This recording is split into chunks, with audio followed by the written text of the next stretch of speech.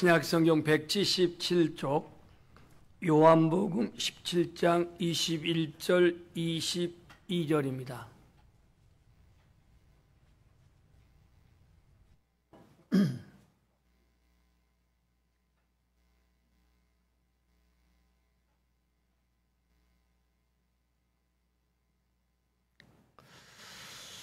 이 말씀을 우리가 함께 봉독할 때에 이 아침에 주님의 귀한 음성을 듣기를 축복합니다.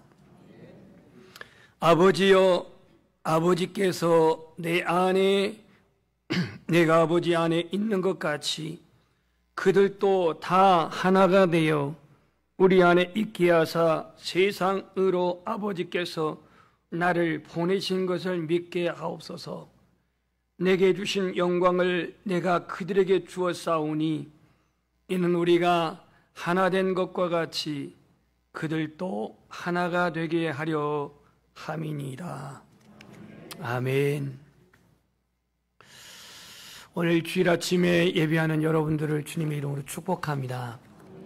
오늘 말씀의 주제는 하나됨과 복음 통일입니다. 교단적으로 저희 교단은 이 2월달 이쯤 셋째 주 되게 되면은 통일주일이라고 하는 그러한 주일을 예배합니다. 통일주일을 지킨 것은 우리가 북한 동포들을 더 위해서 기도하고 동토의 땅이 속히 무너지고 민족적인 하나됨과 더불어서 그 김일성 사상 주체 사상과 우상으로 가득한 그 땅에 하나님의 교회가 속히 다시 회복되어지고 그 나라가 세워지도록 그러한 목적을 가지고서 통일주의를 지키게 됐는데 어떻게 보면은 북한 성교주의이기도 합니다. 1945년에 여러분 아시다시피 광복절을 맞았잖아요. 그러면 지금 광복절을 맞이한 지 몇 주년 됐어요? 80년 됐죠? 왜냐, 지금 2025년이니까. 여러분 머리 아프니까 그냥 본문 띄워놓고 하겠습니다. 정전되는지 휴전되는지 지금 72주년이 됐습니다. 72주년. 그러니까 1953년 7월 27일인가요?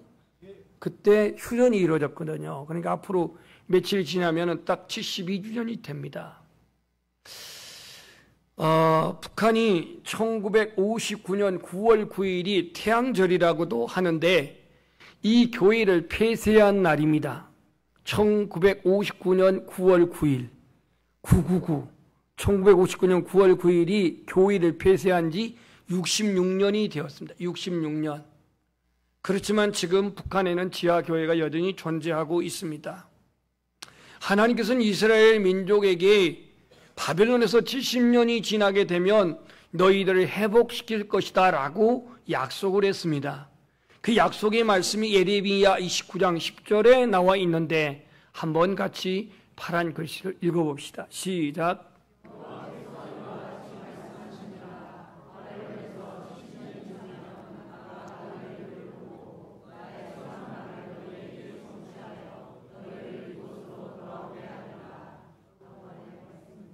왜 빨간 건 안 하세요? 그거는 아닐 것 같아요.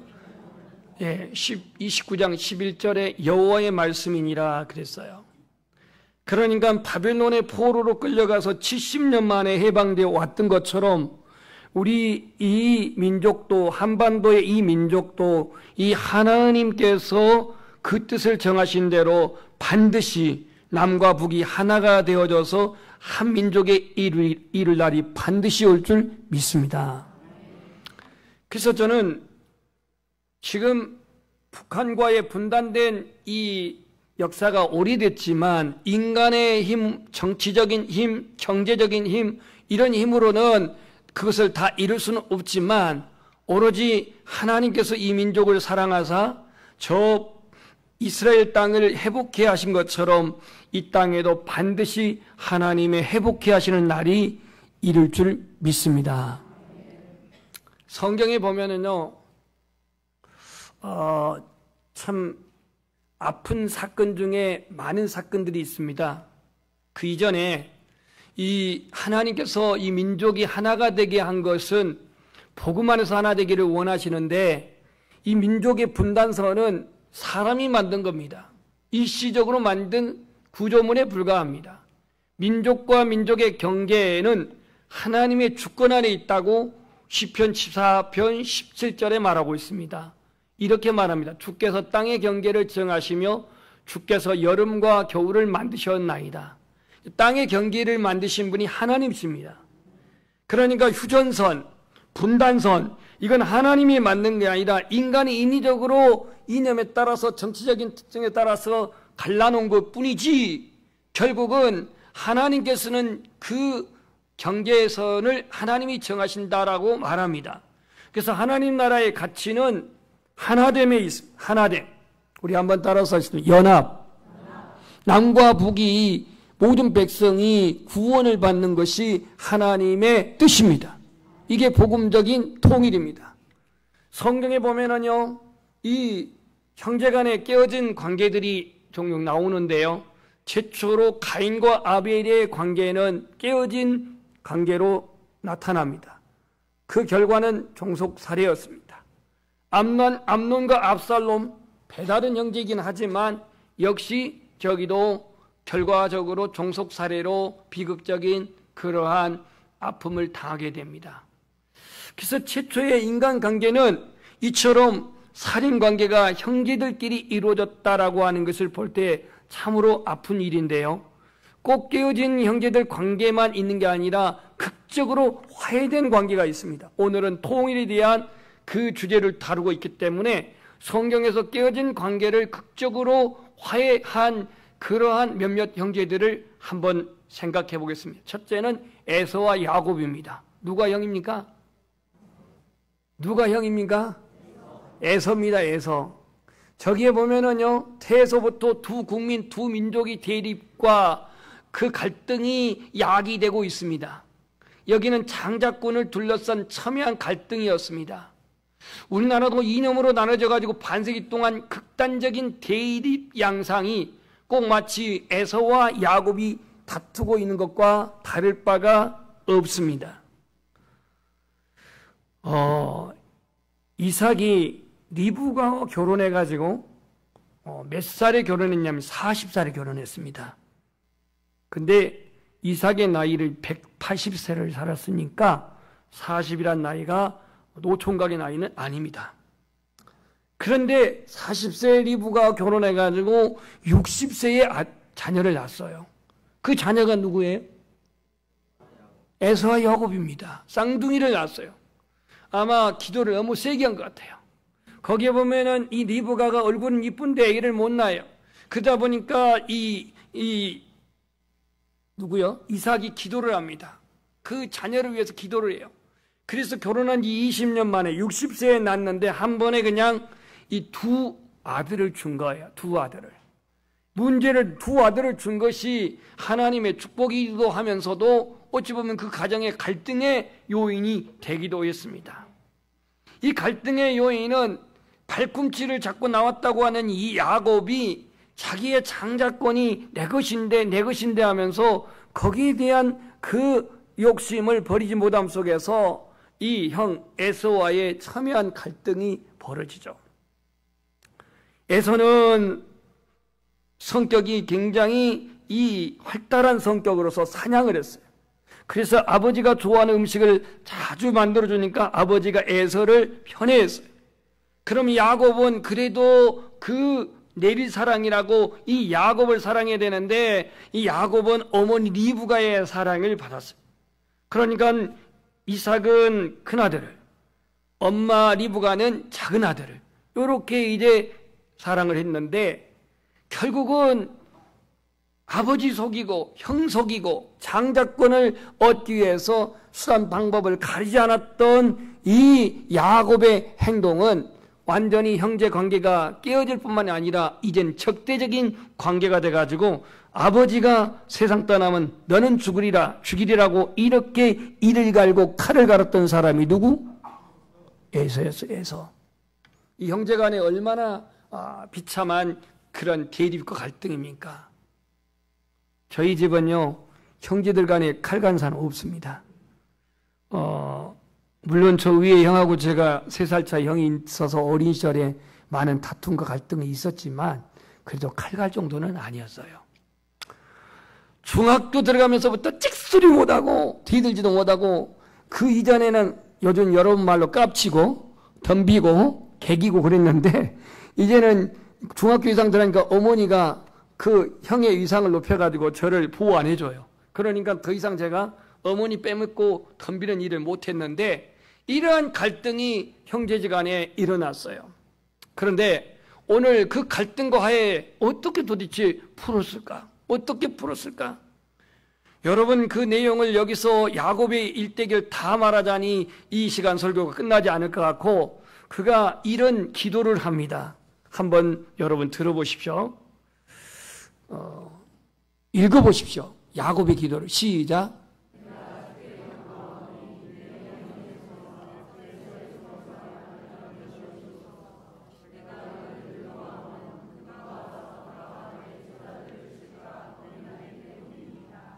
지금 야곱이요 형과의 그 관계를 풀기 위해서 약복강에서 기도하고 있는 내용입니다. 물론 저 이전에 많은 그 예물을 준비해 가지고 형에게 보냅니다. 예물치고는 너무나도 과분할 정도로 많은 예물을 보내지만 그거 가지고 마음이 풀어지지 않았고 그거 가지고 마음의 안정을 얻지 못했어요. 그래서 하나님께 기도하기를 내 영의 손에서 에서의 손에서 나를 건져 주십시오. 내가 그를 두려워하면 그가 와서 나와 내 처자들을 칠까 겁이 나기 때문입니다. 라고 그렇게 간절히 기도했더니 하나님이 응답하시기를 하나님 응답 읽어봅시다. 시작.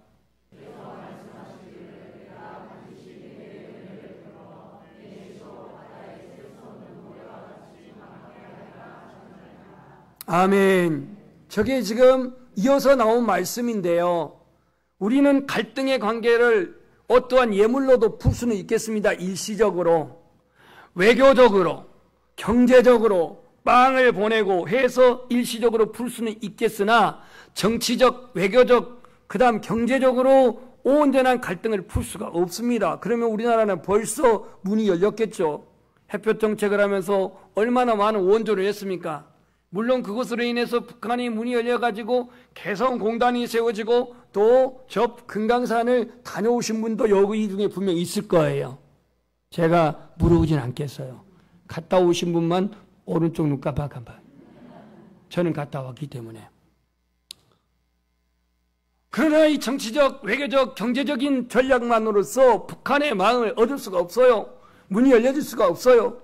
저 야곱도 형을 위해서 뇌물 같은 예물을 준비해가지고 보냈지만 마음의 안정이 없어요. 평안함이 없어요. 그래서 하나님께 약복강에서 목숨 걸고 기도하는 모습을 보게 돼요. 다시 말해서 우리나라의 회복을 위해서는 우리 그리스도인들이 정신 차리고 하나님의 구원을, 하나님의 긍휼을, 하나님의 은총을 구할 수 있기를 소망합니다. 정치가들이 할 일이 있고 우리 그리스도인들이 할 일이 있는데 우리 그리스도인들이 할 일은 하나님이 하나님의 때에 하나님의 방법으로 이 나라의 문을 열어주시옵소서. 북한의 공산주의가 무너지게 하옵소서. 무너질 듯 하면서도 지금 무너지지 않고 있는데 뭐 최룡해가 뭐 제거됐느니 뭐 누구 뭐 이설주가 없어졌느니 별 뭐 유튜브 나오지만 그건 나 믿을 수 있는 사실은 아니고요. 하나님이 문을 열어주십니다. 진정한 화해는요, 하나님께서 형제의 마음을 바꿔주실 때, 하나님께서 에서의 마음을 바꿔주실 때, 에서의 분노를 다 거둬가실 때, 에서의 적개심을 주님이 다 무너뜨릴 때에 진정한 화해가 이루어진 줄 믿습니다. 그래서 용서와 하나님을 이룰 수 있는 것은 복음입니다. 그리스도입니다. 그 약복강에 기도를 하고 이제 형을 만나러 갔을 때에 이미 이 야곱은 환도뼈가 어긋나가지고 그 천사와 씨름하는 과정 속에서 하나님의 사자와 씨름하는 그 일로 인해서 환도뼈가 어긋나가지고 절며 갔습니다. 다리를 절며 갔어요. 그래서 너 지렁이 같은 야곱아 이렇게 야곱을 표현하고 있는데요. 왜 지렁이라고 표현했는지는 정확히 알 수가 없었지만 정상적인 몸으로 에서 앞에 가지 못했습니다. 불구 같은 그러한 몸으로 간 것이 에서의 마음을 측은하게 여겼다라고 할 수도 있겠으나, 그러나 밤새 야곱이 아까 기도한 것처럼 주님 간구합니다. 내 영의 손에서, 에서의 손에서 나를 건져주시옵소서. 나는 그가 두렵습니다. 그가 와서 내 처자들을 칠까 두렵고 겁이 납니다 라고 기도했던 부르짖음의 기도를 하나님이 응답하신 줄 믿습니다. 그래서 에서는 더 이상 분노를 하지 않고 적개심을 보이지 않고 그 동생과 이제 상봉을 할 때에 말씀에 보면 이렇게 기록되어 있습니다. 에서가 달려와서, 누가 달려와서? 형이 달려와 가지고 그를 맞이하여 안고 목을 어긋맞추어 그와 입맞추고 서로 운이라 그랬어요. 입맞추다 그러니까 또 여러분들이 음흉한 생각하지 마세요. 이거는 그 당시의 문화가 입맞춘다는 것은 화해와 사랑의 깊은 표현이에요. 화해와 사랑의 깊은 표현입니다. 입맞춤은요. 여러분, 그 돌아온 탕자가 이제 집으로 돌아올 때 아버지가 달려가서 아들을 맞이하죠. 그리고 입맞추지 않아요? 맞춥니다. 입맞춰요. 운다라고 하는 건 뭐냐면 감정의 깊은 정화를 의미하는데요. 여러분, 울려고 해도 울음이 요즘 잘 안 나오죠? 그죠? 애들은 왜요? 잘 울죠? 배고프다 울어. 힘들다고 울어. 엄마 없다고 울어. 하여튼 잘 울어요, 애들은. 근데 여러분들 애들이 아니잖아요. 잘 안 울어. 옆에도 안 울어. 감정의 깊은 정화를 의미하는데, 여러분 은혜 받을 때 눈물 나오잖아요. 혈지하지 말고 우세요. 그건 여러분의 영혼이 맑아지는 시간이에요. 여러분의 심령이 정결케 되는 시간이에요. 설교를 듣다가 울면 우세요. 저도 어쩔 때 울잖아요. 자주는 안 울지만. 왜냐하면 제가 어린이가 아니다 보니까. 정작 우려할 건 난데 말이죠. 감정이 깊은 정화를 의미합니다. 입 맞추고 울었습니다. 에서가 달려가서 이놈 아버지만 죽으면 너는 너네가 죽일 거야 하고 그렇게 이를 갈고 칼을 갈고 심지어 그 군사들 400명이나 데리고 왔던 에서였어요. 야곱이 20년 동안 처가살이 하란에서 생활하는 동안에 에서는 칼을 갈고 그렇게 분노로서 시간을 보냈던 그가 어떻게 그 동생을 울며 목을 안고 입 맞추고 화해를 합니까? 하나님이 에서의 마음을 만져주신 줄 믿습니다.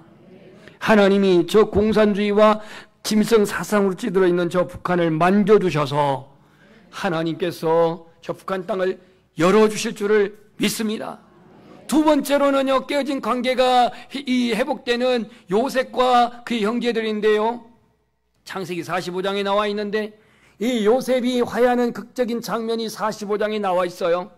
아시다시피 요셉은 이 야곱의 그 사랑하는 여인 라헬의 소생입니다. 요셉과 베냐민이. 그래서 극진히 사랑했어요. 더군다나 이 예쁜 라헬이 그 하란에서 돌아오는 가운데에 어디서 죽었냐면 저 그 베냐민 지파들이 살고 있는 그 땅에서 베냐민을 낳고 죽었어요.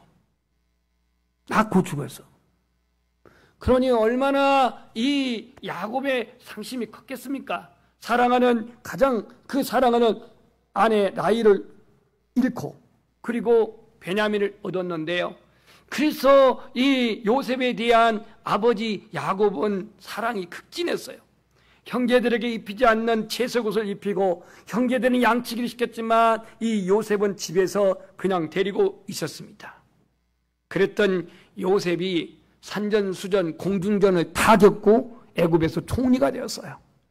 그 총리가 되는 가운데서 그는 그 형제들에게 인신매매 팔려당하고 은 20개에 거기에다가 또 억울한 옥살이를 하고 그야말로 처절한 약 3, 4년간의 어려운 그러한 상처받는 고통의 시간들, 과거의 상처와 그 갈등의 시간들을 보냈던 이 요셉 앞에 나타난 형들. 그러나 이 요셉은 그 형들을 지난날의 과거와 갈등을 다 덮어버리고 그들을 용납하고 그들을 사랑으로 포용하며 화해를 하게 됩니다. 과거의 상처와 갈등을 뛰어넘어서 하나님의 섭리 안에서 하나를 이룬 것을 알 수가 있습니다. 이게 진정한 화해고 하나됨입니다. 그래서 요셉은 자기 아버지는 물론이거니와 형제들을 전부 다 초대해가지고 고센 땅에서 정착하게 되고 한 민족을 이루게 된 줄 믿습니다. 세 번째, 오늘 구약성경 사무엘하 5장에 보면은 이스라엘의 지도자인 다윗이 나옵니다. 이 다윗이 통일 왕국을 이루는 내용이 저 사무엘 5장에 나와 있는데요. 저 사무엘 5장 이전에는 이스라엘이 통일 왕국이 아니었어요. 사울왕이 워낙 나라를 엉망으로 만들었고, 그리고 그 악함과 여호와에 대한 불신과 이런 일로 말미암아서 나라가 그렇게 어려운 가운데에 결국 블레셋에 의해서 사울이 죽음을 당합니다. 그의 아들들도 죽음을 당합니다. 이후에 오늘 하나님이 기름 부으신 그 다윗이 그의 지파 유다 지파를 중심으로 해서 헤브론에서 왕이 되어 7년 6개월을 통치하고 있었는데, 오늘 하나님이 이렇게 말씀합니다. 들어보십시오. 이스라엘 모든 지파가 헤브론에 이르러 다윗에게 나와 이르되, 보소서, 우리는 왕의 한 골육이니이다. 전에 곧 사울이 우리의 왕이 되었을 때에도 이스라엘을 거스려 출입하게 하신 분은 왕이셨고, 여호와께서도 왕에게 말씀하시기를 내가 내 백성 이스라엘의 목자가 되며 내 이스라엘의 주건자가 되리라 하셨나이다 하니라. 이에 이스라엘의 모든 장로 12지파입니다. 모든 장로가 헤브론에 이르러 왕에게 나오매 다윗 왕이 헤브론에서 여호와 앞에 그들과 언약을 맺고 그들이 다윗에게 기름을 부어 이스라엘 왕으로 삼으니라. 이 무슨 얘기냐면, 다윗이 그가 사무엘에게 기름 부음 받아가지고 차세대의 왕으로서 하나님이 선택했습니다. 그렇다고 해서 당장 왕이 된 게 아닙니다. 사울이 살아있을 동안에 얼마나 혹독한 고난과 역경의 시간을 보내야 했는지 모릅니다. 그런 다윗이 이제 사울 왕이 죽은 이후에 이스라엘 12지파가 다윗을 왕으로 추대하지 아니했기 때문에 유다지파, 자기 출신 지파인 유다지파인 헤브론에 가서 왕이 된 거예요. 그래서 그 헤브론의 장로들로 말미암아 기름 부음을 받는데, 그때가 두 번째 기름 부음을 받았어요. 그런데 오늘 사무엘하 5장에서 보면은 이제 이스라엘 12지파 장로들이 다 와가지고 다윗에게 기름 부어서 우리 이스라엘의 통합정부의 왕이 되어달라고 그렇게 간청을 한 내용이 오늘 본문 사무엘하 5장 1절부터 3절이에요. 여기서 핵심 단어가 목자와 주건자입니다. 목자는 양떼를 생명처럼 돌보는 자고요, 주권자는 하나님의 통치를 대리하는 대표자입니다. 비로소 다윗은 이스라엘 12지파가 지지하고 이스라엘 12지파가 그를 옹이하는 진정한 통합정부의 통일 왕이 된 게 이 다윗이었습니다. 우리나라가 지금 정부가 두로 나눠져 가지고 저쪽에는 정말로 키가 몇인지 168인지 저하고 비슷한 것 같은데, 몸무게는 140kg인지 150kg인지 알 바 없고, 아무튼 이 정상적이지 않아서 모든 병을 다 갖고 있다고는 하는데, 어쨌든 그 28살인가 몇 살에 그 자리에 왔잖아요. 그래가지고 지금까지 통치를 하고 있는데요, 이 나라도 분명히 이제 한반도가 하나 되어져서 하나님이 위하시고 하나님이 지지하시고 하나님이 인정하시는 그런 지도자가 세워져서 이 한반도가 통일 정부 하나가 되어야 할 줄 믿습니다. 여기 또 나이 드신 분, 나 살 만큼 살았어. 그러니까 통일이고 뭐고 필요 없고, 아니 통일되면 북한은 우리가 어떻게 먹여 살리라고 통일이요 하고 통일을 기피하는 세대들도 있다고도 합니다. 그러나 진정으로 통일되게 되면 북한에 있는 세계적인 히토리움이 북한에 많이 있대요. 히토리움이 뭔지 아시죠? 몰라요? 그거 굉장히 비싼 그 자재입니다. 그래서 이 다윗을 하나님께서 세우셔가지고 이처럼 통일 왕국을 세우게 되었는데, 정치적으로, 군사적으로, 경제적으로, 전략적으로 한 게 아니라 다윗은 하나님과 친밀함과 그로부터 말미암아 백성들의 마음을 얻어서 통합적인 리더십을 발휘한 사람이 다윗 왕인 줄 믿습니다. 그래서 우리는 이 통일로 가는 길이 과연 어떻게 연결될 것인가? 오늘 예수님이 오늘 본문에서 이제 기도합니다. 이제 본문으로 들어왔습니다.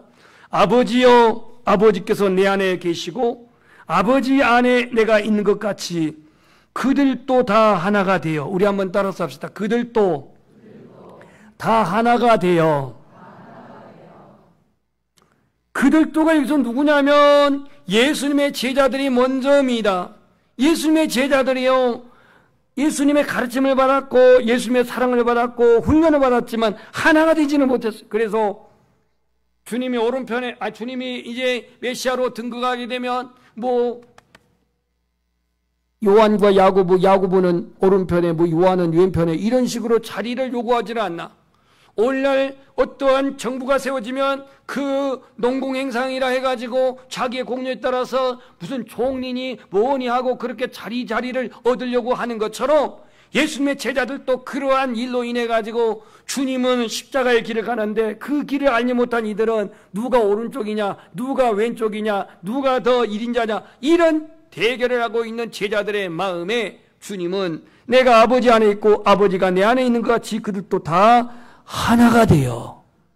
이게 하나님의 뜻입니다. 하나가 되는 것, 하나님과 하나가 되는 것, 하나님 나라의 기초입니다. 예수 그리스도와 하나가 되는 것, 하나님 나라의 기초입니다. 교회는 그리스도와 하나가 되어야 합니다. 생각의 차이를 뛰어넘어서, 어떠한 이념 갈등에 뛰어넘어서 예수 그리스도의 십자가는 위로 하나님과 나, 이웃과 이웃 하나가 되게 하는 것이 하나님 나라의 기초이고 하나님 나라의 본질입니다. 교회 안에서 우리가 어떤 생각의 차이를 주장하고 내 주장은 맞고 내 생각은 맞고 내 생각은 관철돼야 되고, 이러한 어떠한 생각보다도 그것이 하나님의 뜻인지 하나님의 응답인지 하나님의 말씀인지 분별할 수 있기를 소망합니다. 그래서 주님은 하나 되도록 기도했어요. 22절, 내게 주신 영광을 내가 그에게 주었사오니 이는 우리가 하나 된 것 같이, 다시 반복합니다. 이는 우리가 하나 된 것 같이 그들도 하나가 되려 함이니라. 이렇게 말하고 있습니다. 하나가 되게 하려.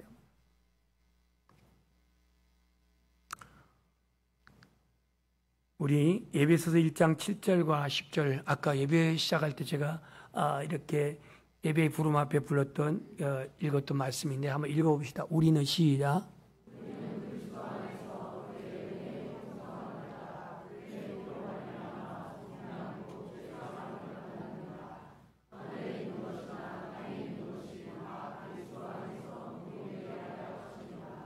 아멘. 여러분, 우리는 예수 그리스도 안에서 그 은혜의 풍성함을 따라서 죄사함을 받고 속죄함을 받은 줄 믿습니다. 이 우리가 그리스도의 피로 속죄함을 받고 죄사함을 받은 것은 하나님의 자녀가 됐다라는 것인데, 하나님의 자녀가 됐다고 한다면 우리는 그리스도 안에서 통일된 자입니다. 혈색이 다르든 인종이 다르든 우리나라에 들어와 있는 여러 다민족들이 있는데 그 민족이 다르든 간에 예수 그리스도로 구속 속죄함을 받은 하나님의 자녀는 이미 그리스도 안에서 통일된 하나의 자녀이고 한 민족인 줄 믿습니다. 오늘 이것을 말하면서 하늘에 있는 것, 땅에 있는 것, 우주도 그리스도 안에서 통일되게 하려 함이다 라고 하는 성경 안에도 통일이라는 말이 나옵니다. 통일. 조직이나 제도의 통일도 중요하지만 사랑과 진리로 말미암는 통일, 거룩함과 화평함으로 말미암는 통일, 이 하나님 섭리 안에서의 하나됨의 통일, 우리가 예수님과 하나 될 때에 어둠을 이길 수 있으며, 예수님과 하나 될 때에 세상을 이길 수 있으며, 예수님과 하나 될 때 우리는 우리에게 분부하신 사명을 감당할 줄 믿습니다. 우리 기독교 대한성결교회는 중생성결 신유체림의 사복음을 기초로 한 성령의 역사에 강조점을 두고 있습니다. 성령의 거룩해 하시고 온전케 하시는 역사를 이어가는 교단의 특징이 있는데, 하늘과 땅의 통일, 남과 북의 하나됨의 복음 통일, 이걸 이룰 수 있기까지 기도하는 우리 연양교회가 되기를 소망합니다. 그래서 지난 1989년 독일의 통일이요, 어떻게 일어난 건 여러분도 제가 여러 번 말했기 때문에 알 것입니다. 동서독의 통일이 이루어진 것은 동독에 있는 그리스도인들, 서독에 있는 그리스도인들의 기도의 몸부림 통해서 일어난 줄 믿습니다. 물론 정치적으로 하는 일도 있지만 궁극적으로는 하나님이 역사하셨습니다. 하나님이 개입하셨습니다. 그래서 그 동독에서 그 목회자들이 기도했고 서독에서 목회자들이 기도했는데, 특별히 동서독 통일의 기도의 장소가 라이프치히라고 하는 그 시에서 평화의 기도회가 매주 열렸습니다. 매주. 처음에는 수백 명에서 나중에는 수천 명이 모이고, 교회에서 안 되니까 광장에서 모였어요. 정말로 우리나라도 교회 안에서 기도가 광장에서 순수한 기도의 불길이 타오르시기를 소망합니다. 교회에서 다 안 돼서 말이죠. 어떤 정치적인 색깔이 아니라 통일을 위해서. 그 기도의 물결이 정치 체계를 넘어서 독일 통일의 열매를 가져오게 되었습니다. 우리 민족도 하나님의 마음에 합한 복음적인 기도의 능력으로 말미암아서 이 분단의 견고한 요새가 깨뜨려지고 반드시 평화의 통일의 문이 열려질 줄 믿습니다. 마태복음 5장 9절에 보면 화평케 하는 자는 복이 있나니 그들이 하나님의 아들이라 일컬음을 받을 것이라. BC 586년, 지금으로부터 한 2600년 전인데요, 예루살렘 성전이 파괴된 지 70년 만에 516년 스룹바벨 성전이 완공되었습니다. 역사적인 기술, 경제적인 능력으로 된 게 아니라 예레미야가 예언한 예레미야 29장, 아까 10절 읽었지만 그 29장 10절부터 14절에 기인해서 하나님의 약속, 하나님의 언약에 의해서 예루살렘이 회복된 줄 믿습니다. 그 말씀에 이런 말씀이 있습니다. 너희는 내게 부르짖으라. 지금 예레미야 29장 12절입니다. 너는 내게 부르짖으며 내게 와서 기도하면 내가 너희의 기도를 들을 것이요, 너희가 온 마음으로 나를 구하면 나를 찾을 것이요 나를 만나리라. 이것은 여호와의 말씀이니라. 1958년 9월 9일 동방의 예루살렘이라고 하는 평양, 창대현 교회가 무너지고 그곳에 금수산이라고 하는 그 궁전이, 김일성 사당이 궁전이 세워졌는데요, 교회가 폐쇄된 지 66년입니다. 지금도 북한의 땅은 약 14만 명의 그리스도인들이 지하교회에서 숨죽여가며 예배합니다. 눈물로 기도합니다. 어떤 이들은 잡혀서 정치 수용소에서 고통 중에 민족 통일에서 기도하고 있고, 또 어떤 이들은 처형당해 순교하고도 있습니다. 우리는 편안하고 따뜻하고 넉넉하고 풍요롭고 너무 여유로운 그런 환경 속에 살아가고 있는데, 저 북한에 울며 기도하는 동포들, 숨죽여가며 예배하는 그 동포들, 그들에게 마음껏 예배할 날이 속히 올 수 있는, 오직 하늘과 땅의 통일, 남과 북의 하나됨의 통일을 이루실 분은 예수 그리스도입니다. 제가 한 찬양 가사를 읽어보겠습니다. 반주자들 좀 준비해 주시고요. 이 땅에 동과서, 참 이게 아픈 일입니다. 우리나라 얘기예요. 남과 북, 한반도 얘기입니다. 가득한 죄악 용서하소서. 모든 우상들은 무너지고 주님만 높이는 나라 되게 하소서. 이 땅에 지친 모든 영혼 주 예수 사랑 알게 하소서. 저들의 아픔과 눈물 씻는 주님의 보혈 이 땅 치유하소서. 한라에서 백두까지, 백두에서 땅의 끝까지 주님 오실 길을 예비하며 주님만 섬기는 나라 되게 하소서. 이 땅에 주님 교회 위에 하늘의 생기 부어주소서.